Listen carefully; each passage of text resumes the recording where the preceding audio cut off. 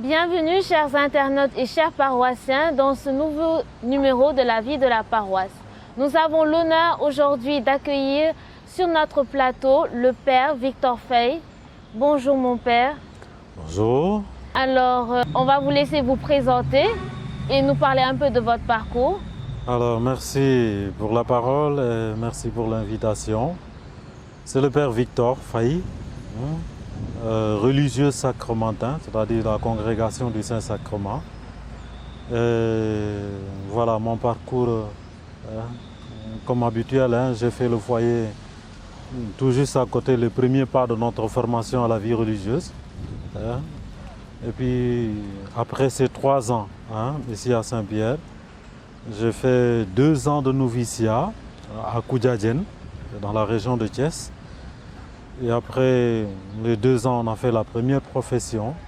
Et j'ai été affecté au Congo-Kinshasa pour la théologie. Donc on a eu à faire ça pendant 3 ans. Et après la théologie, j'ai été affecté à Saint-Joseph de Médina, comme stage pré-diaconal. Je me souviens, c'était en décembre 2021. Voilà. Et à la fin de l'année pastorale, j'ai été affecté ici pour l'année pastorale suivante, en octobre 2023. Donc, ce qui fait que je suis là parmi vous aujourd'hui. Et j'en bénis vraiment le Seigneur. Voilà, je crois que voilà, c'est une mission. Je crois que c'est lui qui m'envoie à travers nos supérieurs qui nous place d'une communauté à une autre. Et merci également d'être là et de participer à l'évolution de notre paroisse, à l'évangélisation parmi nous. On voit un peu partout, mais on voit un peu plus avec le groupe du Renouveau. Est-ce que vous êtes membre du Renouveau? Membre, bon, je serai prudent pour ne pas dire que je suis membre. Parce qu'à vrai dire, même si je suis membre, je ne suis pas membre à part entière. Voilà, je ne participe pas à toutes les activités. Je viens juste participer souvent à la prière, quelquefois à la prière. Et voilà, il y a une histoire derrière parce que je dirais que j'ai connu une certaine réanimation spirituelle au Renouveau. Voilà. C'était en 2010, à ma première année universitaire. Voilà, c'est un peu ça. Et le groupe Renouveau, le groupe charismatique est un peu plus poussé vers le Saint-Esprit. Qu'est-ce que cela vous apporte en fait quand vous êtes dans la prière, dans ces assemblées de prière? Oui, effectivement, le Renouveau a un attrait particulier à l'Esprit Saint. Mais, bon, c'est ce que je crois en tout cas. Je pense que c'est ce qui est essentiel. Comme tous les autres mouvements catholiques, au fond, il y a la foi en notre Seigneur Jésus-Christ qui nous réunit. Voilà. Et donc là, je me sens chez moi, avec mes frères et sœurs. Dans la commune foi, on prie, on rend grâce à Dieu, on célèbre Dieu, on invoque le Seigneur, voilà. On s'ouvre à ses dons et à ses grâces. Et voilà, moi particulièrement, ça me donne un goût renouvelé, par exemple de la prière, voilà, un goût renouvelé de parler de Jésus, voilà, un goût renouvelé de prêcher Jésus, voilà, un goût renouvelé d'accomplir la mission qui nous est confiée. Gloire à Dieu pour ces renouvellements que vous ressentez dans votre vie. Et personnellement, qu'est-ce que ça vous rapporte? Qu'est-ce que ça vous rapporte je dirais ce que ça me rapporte, c'est voilà, les fruits de la prière. Voilà. Et les fruits de la prière, on ne peut pas les énumérer. Et plus particulièrement pour moi, c'est une manière de faire un peu l'apostolat du renouveau. Oui. Voilà, déjà. Et, comme je disais tantôt aussi, c'est une manière aussi d'approfondir ou d'exercer ce que j'ai déjà appris. Oui. Voilà, c'est un peu ça. Vous êtes l'aumônier des jeunes, c'est ça? Oui. Vous êtes l'aumônier des jeunes. Et quelles autres fonctions occupez-vous dans notre paroisse? À part la jeunesse, je suis aumônier des CEB Divine Miséricorde de Mermoz et Saint-Joseph de Carac. Aussi le groupe des enfants de cœur. En même temps, je suis au foyer. Voilà. Comme je disais tantôt, c'est la maison de formation où les jeunes qui font les premiers pas vers le sacerdoce sont. Donc je suis là-bas avec un autre père, le père Denis. Donc je le suis en quelque sorte, c'est lui le premier responsable. Voilà. Et avec toutes ces responsabilités-là, comment vous arrivez à gérer? Effectivement, il n'est pas facile de répondre à toutes les attentes. Ce serait un orgueil pour moi de dire que je peux tout, je peux répondre à tout. Voilà. Parce que je pense aussi qu'on est un peu bleu dans la matière. Là, on s'exerce petit à petit. Mais on essaie de prioriser. Voilà. De voir les priorités et de voir où les moments où notre présence est vraiment importante. Et voilà, on essaie de répondre. Voilà, je pense que c'est un peu ça. Et nous partageons le sacerdoce, comme je dis des fois. Nous avons le sacerdoce commun.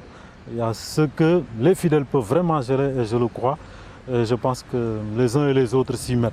Voilà, et je bénis le Seigneur pour ça. D'accord. Et concernant la jeunesse que vous avez comme responsabilité, quelles sont vos relations avec elle? Bon, la jeunesse, voilà. Je dirais c'est d'abord des relations entre frères et sœurs en Christ. Voilà.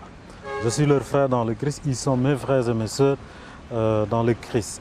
Entre frères et sœurs, on est appelés à se soutenir, voilà, à vivre la solidarité, à faire des partages fructueux, hein, et puis à nous soutenir les uns les autres dans l'évangélisation. Voilà. Donc ce sont des rapports d'abord entre frères et sœurs dans le Christ. Viendra après, voilà, la tâche de l'aumônerie plus particulièrement. Et voilà, on s'y met. C'est vrai que les premiers jours ou la première année n'est pas évidente. On apprend à se connaître. Oui. Voilà, on est dans les débuts. On apprend à se connaître. Je désirerais beaucoup plus une réciprocité avec eux. Voilà, ça c'est une soif encore pour moi. Je pense qu'il y a aussi un peu mon caractère qui n'est pas très expansif. Je ne suis pas vraiment expansif, c'est un des petits blocages que j'ai. À part ça, je pense que voilà, on y est. Donc j'allais te demander en fait si ce sont les jeunes qui viennent vers vous ou bien si c'est vous qui allez vers les jeunes, mais je pense que c'est plus les jeunes qui viennent vers vous, c'est ça? Bon, je dirais c'est équilibré. Voilà, c'est équilibré. Eux, ils font l'effort de me consulter ou de me contacter ou voilà, de demander mon avis s'il y a des préoccupations ou autres. Bon, et moi aussi, je fais l'effort d'être présent dans les différents rassemblements ou voilà, les différentes activités. Voilà. Alors, on dit que la jeunesse, c'est la relève de la paroisse. Est-ce que vous êtes d'accord avec cette assertion? Bon, effectivement, la jeunesse, c'est le moment de la vigourosité particulièrement. C'est aussi le moment des rêves. Hein. C'est au moment où on rêve et on veut faire des choses. C'est au moment où on passe à l'avenir, on veut bâtir l'avenir, on se prépare à l'avenir. Donc je crois en ça. Cette assertion est juste. Et quand on vient maintenant dans le cadre de la paroisse, effectivement, voilà, ils sont la relève parce que c'est à eux demain de gérer. Voilà, quand peut-être les grands-parents n'auront plus le souffle ou n'auront plus le tonus, ce sera à eux de gérer. Mais ça doit toujours être voilà, de manière, voilà, comment je vais dire ça, réciproque avec les anciens, les aînés. Parce qu'on a toujours besoin de leurs aînés. Hein, comme on dit en Wolof, Sagar. Ils ont à apprendre, on a à apprendre des aînés. Ils ont voilà, des techniques, ils ont des tactiques que nous n'avons pas peut-être encore. Et voilà, les aînés aussi ont besoin de nous du moment que nous sommes baignés dans la nouveauté de la technologie par exemple, des choses comme ça. Et donc pour moi, ça doit être une réciprocité fructueuse pour les uns et les autres, une réciprocité fructueuse, voilà, pour tout le monde. Voilà, c'est ce que je crois. Et ça doit être aussi vraiment dans une cohésion d'ensemble. Et c'est une de mes soifs, voilà, que les jeunes se connaissent, de la paroisse se connaissent, qu'ils se fréquentent, qu'ils, je ne sais pas comment moi, voilà, qui se sentent chez eux, voilà, qui se sentent frères et sœurs, et qui prennent la chose au sérieux, qui prennent la chose en commun. Voilà, comme on dit en Wolof aussi, what gala yigo. Voilà, donc c'est une invitation que je lance à tout un chacun. Bon, très chers paroissiens et internautes, vous avez entendu l'invitation à la jeunesse de notre très cher Père. Alors, impliquez-vous, connaissez-vous, fréquentez-vous et engagez-vous dans votre paroisse, car vous êtes la relève de votre paroisse. Ce week-end, on célèbre la solennité du Saint-Sacrement. Qu'est-ce que cela évoque pour vous? Ah, ça évoque de grandes choses. Ça évoque de grandes choses parce que l'Eucharistie, c'est notre charisme propre. Voilà, c'est la congrégation du Saint-Sacrement. Le Saint-Sacrement, effectivement, c'est l'Eucharistie. Donc, ça évoque une touche particulière dans notre identité même. Voilà, nous vivons de l'Eucharistie. Nous sommes nés de l'Eucharistie. Parce que notre fondateur avait cet attrait particulier envers l'Eucharistie qui lui a poussé, voilà, à vouloir fonder cette famille. Donc, c'est le cœur de notre charisme. C'est notre charisme. Et au-delà, le Saint-Sacrement, c'est aussi le cœur et le sommet de notre foi. Voilà. On l'appelle l'Eucharistie source et sommet de la vie chrétienne, source et sommet de la vie de l'Église. Parce que dans l'Eucharistie, nous retrouvons le mystère même, le mystère le plus pointu de la vie de Jésus. Parce que la mission de Jésus atteint son sommet avec sa passion, sa mort, sa croix. Et l'Eucharistie actualise cela. Voilà, l'Eucharistie actualise ce grand mystère de Dieu qui se donne pour nous, pour notre salut. Voilà, ça évoque beaucoup de choses. Je ne pourrais pas tout dire. J'imagine, j'imagine. Et quelle place ce Saint-Sacrement a dans votre congrégation puisque vous êtes prêtre du Saint-Sacrement? Oui, je l'ai brossé tantôt. C'est notre charisme. Et notre mission prend pivot à partir du Saint-Sacrement. Et je peux résumer notre mission avec ces petits mots. Notre mission, c'est adorer et faire adorer. Adorer Jésus Eucharistie et le faire adorer. Donc l'Eucharistie, célébrer, contempler et vécu. Voilà. Nous n'adorons pas pour nous-mêmes. Nous voulons aussi que tout le monde adore. Et nous n'adorons pas, voilà, pour adorer. Nous adorons pour que le monde puisse être élevé vers Dieu. Voilà. Amen. Amen. Et quel est votre... on arrive au terme de notre émission. Et quel est votre souhait pour notre paroisse? Ah, cette année particulièrement, mon désir profond pour la paroisse, c'est une croissance dans la communion. Vous savez, comme on dit, on a tous part à la même table.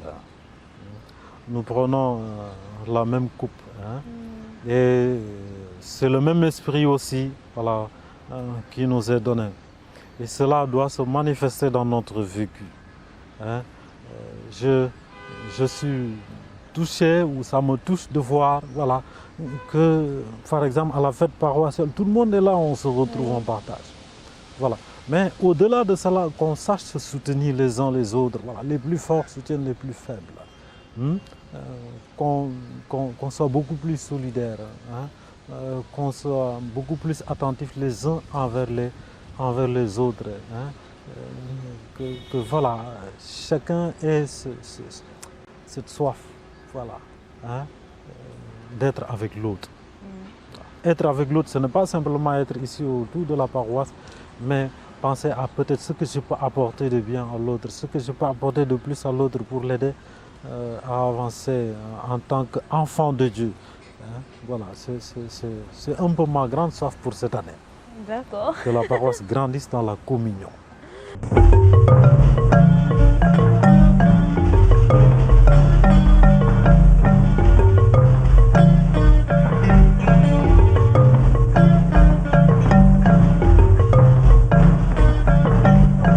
Chers paroissiens, vous avez entendu le message du prêtre.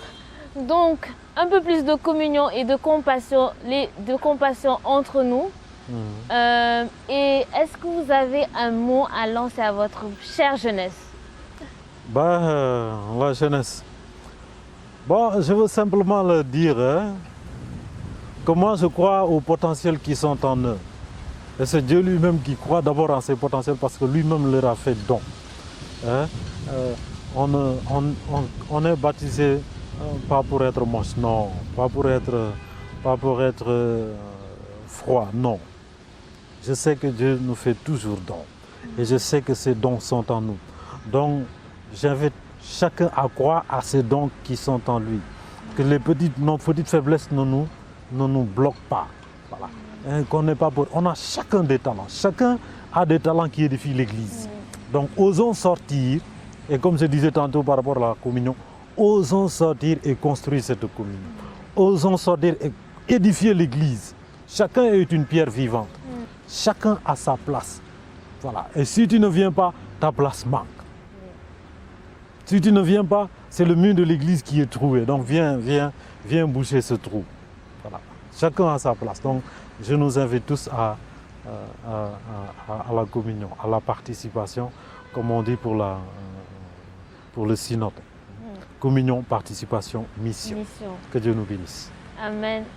Merci mon Père pour avoir accepté notre invitation et de nous avoir édifiés et de nous avoir fait comprendre certains aspects de votre vie de prêtre dans notre paroisse.